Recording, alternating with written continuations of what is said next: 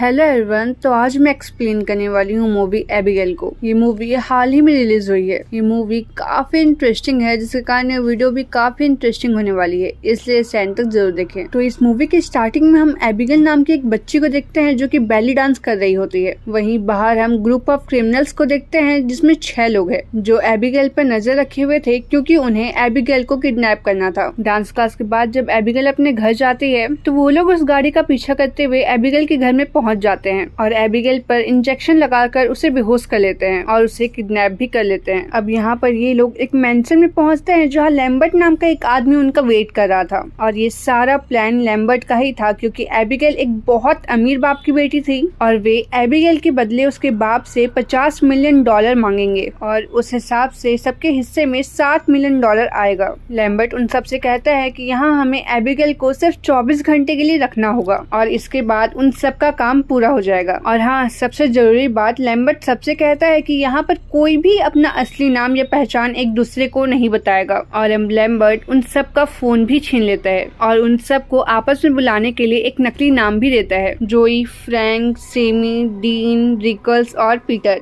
अब लैम्बर्ट यहाँ से चला जाता है और कहता है कि एबिगेल के पास सिर्फ और सिर्फ जोई जाएगी और कोई भी नहीं, ताकि उसे पता न चले कि यहाँ पर कितने लोग हैं। अब लैम्बर्ट के जाते ही ये 6 लोग आपस में बात करने लग जाते हैं, जहाँ जोई लोगों को पहचानने में माहिर थी, इसलिए वो सबके बारे में बताने लगती है। जैसे फ्रैंक पहले एक पुलिस रह चुका है और पीटर बचपन में काफी बुली हुआ है, लेकिन एज के साथ उसका साइज बढ़ गया और वो अब एक गुंडा बन चुका है। और हैकर सैमी ऑलरेडी रिच है, क्योंकि वो हैक करके दूसरों का अकाउंट खाली कर देती है और ये जॉब वो सिर्फ और सिर्फ मस्ती करने के लिए की है। और यहाँ पर सिर्फ डीन ही है जो प्रोफेशनल नहीं है, पर वो एक अच्छा ड्राइवर है। जोई की बात सुनकर सब हैरान हो जाते हैं, तो फ्रैंक कहता है कि जोई, तुम भी तो एक ड्रग एडिक्ट हो, मैं पुलिस वाला रह चुका हूँ, इसलिए मैंने तुम्हें एक नजर में ही पहचान लिया। ये सब सुनने के बाद जोई एबिगेल के पास उससे मिलने जाती है। वो एबिगेल की आंखों से पट्टी भी हटा देती है और यहाँ एबिगेल काफी डरी हुई थी, जिससे जोई उसे पिंकी प्रॉमिस करती है कि वो ना तो उसे नुकसान पहुँचाएगी और न ही किसी को पहुँचाने देगी। और इसके दौरान उनकी बातचीत काफी अच्छी हो जाती है और जोई उससे बताती है कि उसका भी एक एबिगेल की उम्र का एक बेटा है। पर यहाँ एबिगेल जोई को बताती है कि उसके पिता से बिल्कुल भी प्यार नहीं करते हैं और वो थोड़े खतरनाक इंसान भी हैं। अब जब जोई कमरे से बाहर जाने लग जाती है, तभी एबिगेल जोई को कहती है कि तुम्हारे साथ जो होगा उसके लिए मुझे अफसोस है, जिसे सुनकर जोई को बहुत ही ज्यादा अजीब लगता है। तभी जोई नीचे आती है। अब फ्रैंक से पूछती है, क्या तुम उस बच्चे के पिता को जानते हो? मुझे लगता है कि वो एक बहुत ही खतरनाक आदमी है, हमें पता होना चाहिए कि हमने किसकी बेटी को किडनैप किया है। जिसे सुनकर फ्रैंक एबिगेल के कमरे में जाता है और उससे डरा कर पूछता है कि उसके बाप का नाम क्या है। एबिगेल डरते हुए बताती है कि उसके पिता का नाम क्रिस्टोफ लजार है और ये सुनते ही फ्रैंक के होश उड़ जाते हैं। फ्रैंक फौरन नीचे जाता है और सबको बताता है कि हमने क्रिस्टोफ लजार की बेटी को किडनैप किया है। और यहाँ पर लजार का नाम सुनते ही सबकी हालत खराब हो जाती है, क्योंकि क्रिस्टोफ लजार क्राइम की दुनिया का सबसे बड़ा नाम है और लोग उससे बहुत डरते भी हैं। फ्रैंक बताता है कि एक बार पुलिस लजार के लिए काम करने वाले आदमी को अरेस्ट करके एक होटल के काफी ऊंचे कमरे में रखी थी। उस कमरे में जाने के लिए सिर्फ 2 ही रास्ता थे, एक दरवाजा जिसमें कई पुलिस वाले निगरानी कर रहे थे और दूसरा खिड़की जो कि पॉसिबल नहीं था।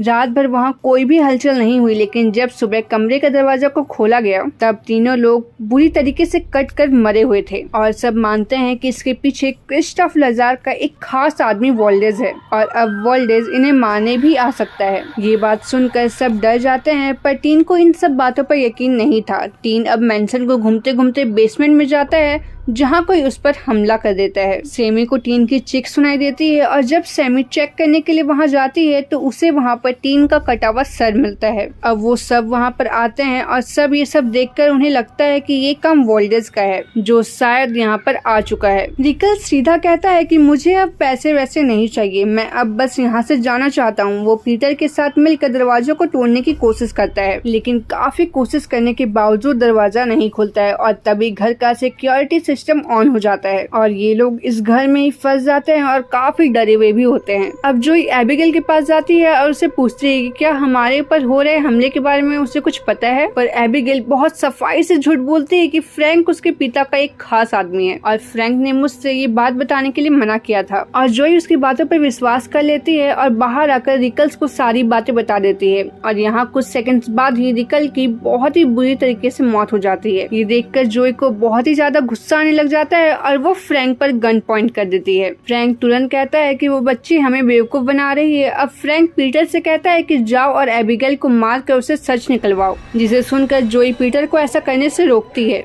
और अब सब एबिगेल के रूम में पहुंचते हैं और सब आपस में ही झगड़ा करने लग जाते हैं। इसी बीच एबिगेल हथकड़ी को अपने हाथ से निकाल देती है और तुरंत एक वैम्पायर में बदल जाती है और उन पर हमला करने लग जाती है, जिससे बचने के लिए वो सभी उसे गोली मार देते हैं, पर एबिगेल पर इसका कोई भी असर नहीं होता है। तभी सब एबिगेल को रूम में बंद कर देते हैं और वहाँ से सब भागने लग जाते हैं। अब यहाँ पर सबको रियलाइज हो जाता है कि एबिगेल और उसके पिता सब वैम्पायर है और वॉल्डर्स करके कोई भी आदमी नहीं है, ये सारा काम एबिगेल करती है और वो सभी उसे मारने की सोचते हैं और उसे मारने के लिए गार्लिक, क्रॉस और जो भी ऐसा चीज होता है जिससे वैम्पायर को मारा जा सके वो सारा चीज लेकर आते हैं, पर जोई उनका साथ नहीं देती है। जोई का मानना था कि उससे डील कर कर ही यहाँ से जिंदा बचकर जाया जा सकता है। जोई के अलावा सब उसे मारने चाहते हैं, जहाँ वो देखते हैं कि एबिगेल डीन की बॉडी के साथ नाच रही थी। तभी ये एक साथ एबिगेल पर हमला बोल देते हैं, पर एबिगेल का उनके लाए हुए सामान पर कोई भी असर नहीं होता है। वो उल्टा उन सब पर वार कर देती है। सभी किसी तरह वहाँ से भाग जाते हैं और अपनी जान बचा लेते हैं। ये सब देखकर जोई कहती है कि हमें एबिगेल पर बेहोश करने वाला इंजेक्शन लगाना होगा, क्योंकि ये इंजेक्शन उन पर पहले भी काम कर चुका है। यहाँ पर जोई की बात मानकर सब एबिगेल के पीछे पड़ जाते हैं। इसी बीच सैमी एक पुल में गिर जाती है जिसमें बहुत सारी लाशें थी। मतलब ये सिलसिला बहुत सालों से चल रहा है और इसी बीच एबिगेल सैमी को काट भी लेती है और वो सबको डर हो जाता है कि कहीं सैमी भी वैम्पायर ना बन जाए। लेकिन यहाँ एबिगेल फिर से सब पर हमला कर देती है, लेकिन किसी तरह हिम्मत कर पीटर एबिगेल को पकड़ लेता है और फिर जोई उसे इंजेक्शन लगाकर बेहोश कर देती है। अब जब एबिगेल को होश आता है तब वो देखती है कि सबने उसे लॉक कर रखा है, जहाँ वो सबको बताती है कि लैम्बर्ट कोई और नहीं बल्कि उसी का आदमी है और वो उसी के लिए काम करता है और वो उसी के कहने पर इन लोगों को ये काम दिया था। मतलब ये सारा प्लान एबिगेल का था और वो इन लोगों को इसलिए चुनी क्योंकि कहीं ना कहीं ये 6 लोग किसी न किसी तरह से एबिगेल के पिता को नुकसान पहुंचा रहे थे। अब यहाँ एबिगेल सबका ओरिजिनल नाम और उसका पास्ट भी बताती है कि कैसे उसने उसके पिता को नुकसान पहुंचाया है और वो अपने पिता के लिए ये सब कर रही है, जिस पर जोई उससे कहती है कि तुम्हारे पिता तुमसे प्यार नहीं करते हैं और तुम उनके लिए कुछ भी कर लो वो तुम्हें फिर भी प्यार नहीं करेंगे। सब वहाँ से चले जाते हैं, लेकिन फ्रैंक को वहीं पर छोड़ देते हैं ताकि वो एबिगेल पर नजर रख सके। जहाँ एबिगेल फ्रैंक से डील करती है कि अगर फ्रैंक उसे आजाद कर देता है तो वो फ्रैंक को यहाँ से निकलने का रास्ता बता देगी। अब यहाँ फ्रैंक एबिगेल से बाहर निकलने का रास्ता पूछ लेता है, जिसपे वो बताते हैं कि लाइब्रेरी में एक किताब है जिसे हटाकर बाहर जाने का रास्ता मिलेगा। लेकिन ये जानने के बाद फ्रैंक एबिगेल को आजाद नहीं करता है, पर एबिगेल उस केज को तोड़कर बाहर निकल जाती है क्योंकि एबिगेल ये सब सिर्फ ड्रामा कर रही थी और वो फ्रैंक पर हमला करने लग जाती है। तभी वहाँ जोई आ जाती है और एक खिड़की को तोड़ देती है, जिससे सूरज की रोशनी वहाँ पर आ जाती है और वो रोशनी एबिगेल के हाथों पर पड़ जाती है, जिससे एबिगेल का हाथ बम की तरफ फूट जाता है। अब ये देखकर ये चारों एक हॉल में ऐसी जगह पर खड़े हो जाते हैं जहाँ सूरज की रोशनी आ रही थी, पर उन्हें यहाँ से बाहर जाने का रास्ता नहीं मिल रहा था और एबिगेल ने फ्रैंक को झूठा रास्ता बताया था। अब ये चारों दो का ग्रुप बनाकर रास्ता ढूंढने लग जाते हैं, जहाँ सैमी और पीटर साथ में थे। जहाँ हम देखते हैं कि एबिगेल सैमी का माइंड दूर से ही कंट्रोल कर रही थी, क्योंकि एबिगेल ने सैमी को काट लिया था, इसलिए वो उसे वैम्पायर बनाकर कंट्रोल कर रही थी और सैमी पीटर को वहीं पर मार डालती है। उसके बाद वो जोई और फ्रैंक के पीछे पड़ जाती है, लेकिन तभी जोई शीशे की मदद से उस पर सनलाइट डाल देती है और उसे मार डालती है और सैमी बम की तरफ ब्लास्ट हो जाती है। इसके बाद अचानक से लाइब्रेरी में एक सीक्रेट दरवाजा खुल जाता है। वो दोनों उस रूम के अंदर चले जाते हैं, जहाँ वो देखते हैं कि ये रूम इस मैंशन का कंट्रोल रूम होता है, जहाँ पर लैम्बर्ट था और वो भी एक वैम्पायर है जो इसे कंट्रोल कर रहा है। जहाँ लैम्बर्ट बताता है कि वो 2 साल पहले ही वैम्पायर बना है और वो एबिगेल के लिए यहाँ पर लोगों को लाया करता है ताकि वो उनके साथ ही गंदा खेल खेल सके। तभी लैम्बर्ट कहता है कि वो भी इन नौकरों वाली जिंदगी से थक चुका है और वो फ्रैंक के साथ हाथ मिलाना चाहता है ताकि वो फ्रैंक को भी वैम्पायर बना दे, जिसके बाद वो दोनों मिलकर एबिगेल को मारेंगे और उसके बाद उसके पिता को भी मार डालेंगे, जिसके बाद उनका सारा चीज हमारा हो जाएगा।